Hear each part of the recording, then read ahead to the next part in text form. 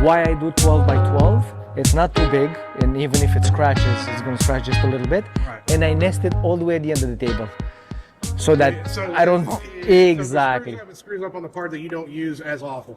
And then we're going to nest it, and then we're going to move it. I'm going to put it there. This is the gantry. Right. Gantry is the part, the movable part that's on the CNC router. The one that holds the actual motor, the router, and all the bits, and it moves back and forth on the table of the CNC, and the motor, the router, moves right to left on the gantry. So the gantry holds the router and does all the movement, basically.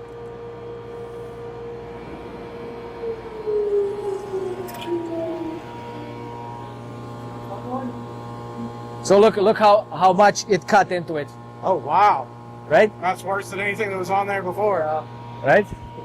So that's why if you put it where you're going to be working, you already have a deep scratch. Right.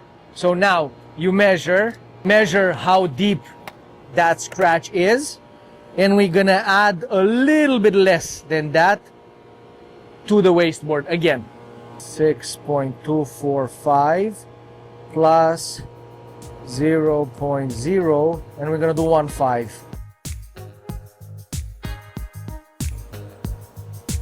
It's still a bit less, but still a bit.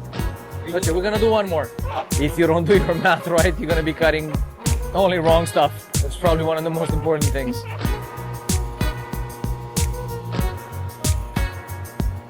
Where did I put the dot in the wrong place? 1, right? You see, it's super clean. Yep. But once we put a full sheet on, vacuum is actually going to press it a little bit. It's always fun. Like, honestly, we embarked on this journey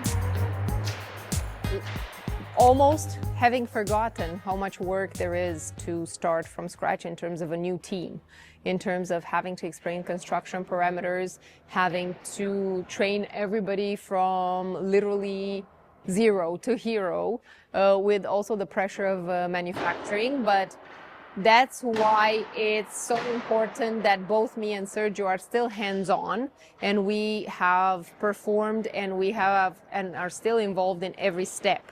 Like just a few weeks ago, it was just the two of us installing a full project. So it's I wouldn't call it easier, but it is more efficient. The fact that we are involved and have been involved from the beginning. So now we're going to look for two things. One is the skin and two is the tenon. Right, because the material is thinner than 5/8. We want to see how loose is it actually.